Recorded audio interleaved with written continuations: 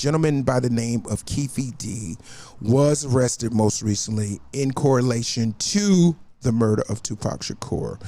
And here is the thing that's so odd about it. The man has talked about it in several interviews, like he was there.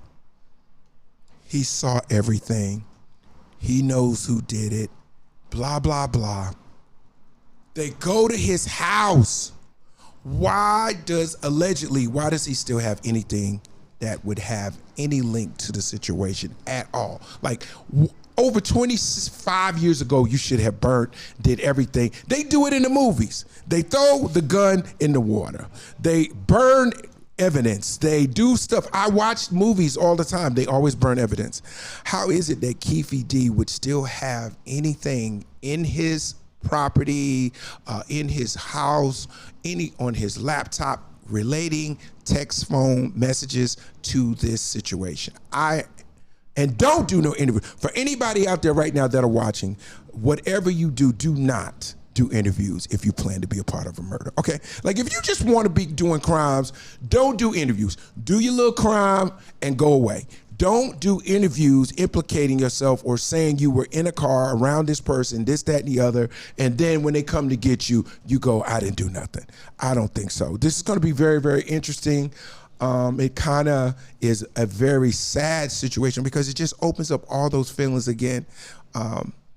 With Tupac, who's a good friend of mine, and I just came up in the game with him, and it just brings back all these feelings, man. I mean, unfortunately, it brings back all the emotion, but we do want it solved in a way. I do feel like the culture wants some type of completion, or, maybe just so we know, but it just brings up all the emotion again to me. It brings up, I remember where I was, when I got the text message. I remember praying thinking that he would pull through.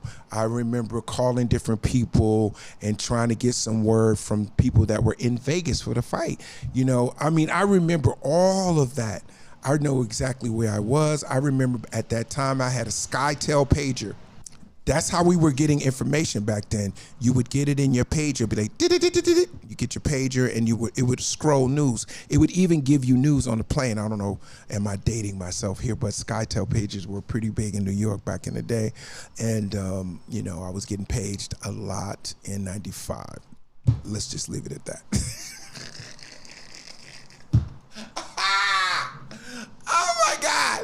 Oh my God. Another hot topic, top Billin exclusive, is Tyrese Gibson. This man does not know an Instagram post that doesn't have his name on it.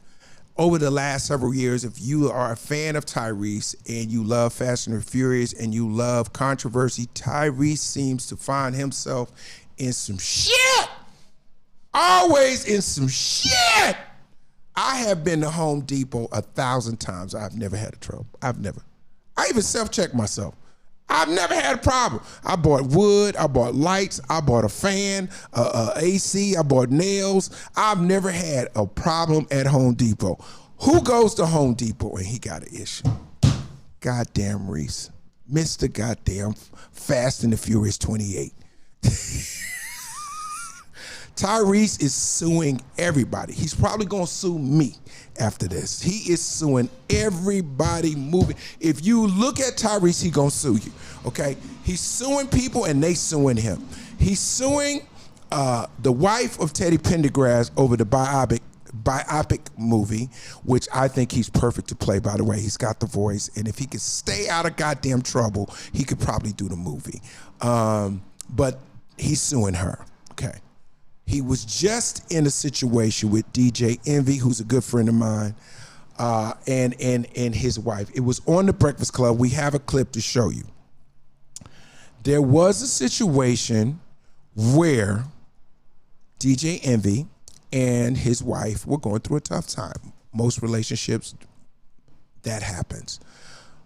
How in the hell you want to be coached by Tyrese beats the fuck out of me. Like, there is no way, if I need help with my marriage, the first person I'm gonna say, babe, let's call Reese. He got it.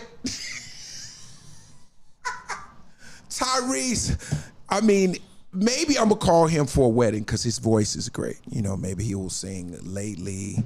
I've been this is love that I'm feeling. Maybe if you want him to sing. Lately, have I told you, love you, lately. If you're not asking him to sing, move the fuck on, okay? Because Tyrese, to me, is Kanye West's brother. I think those two could be in the same movie, right? Crazier and Crazier? Is that word? Is that a real movie? Crazy and Crazier. Well, first and foremost, just to give you some news on the situation, it was allegedly said that Tyrese made inappropriate comments. Tyrese went on to show receipts through text messages that he felt he did not. DJ Envy said on the show, when he got there, I wanted to box your mouth. You hear the crickets? Box your mouth. Like, I'm an East Coast cat. Where you from? LA. You're an LA cat. I'm West Coast cat.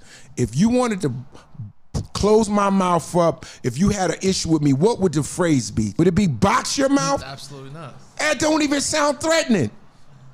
Hey, bruh, I wanted to box your mouth. Nah, I don't know what area is that? North Dakota? What vernacular is box your mouth? Somebody, can we get some origin on it? Can we Google box your mouth, where that come from? See, I'm from Newark, New Jersey, AKA Brick City.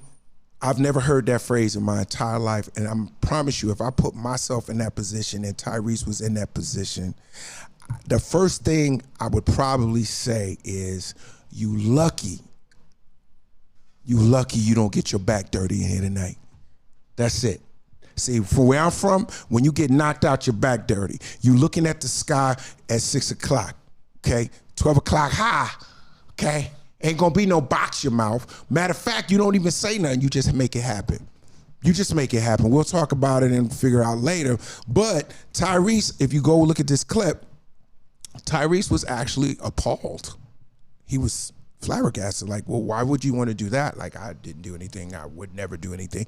And I kind of believed Tyrese for a second. And then when DJ Envy's wife came on and said how she felt, and I'm going to just be honest with you, whatever the woman feels is what it is. If a woman feels that you said something inappropriate, that's what it is. You're never going to prove out of it. If a woman doesn't feel comfortable, this should be a lesson to every man on the planet. You out with a date, you're having a good time, whatever you're doing, if a woman feels uncomfortable, hit the brakes. That's it.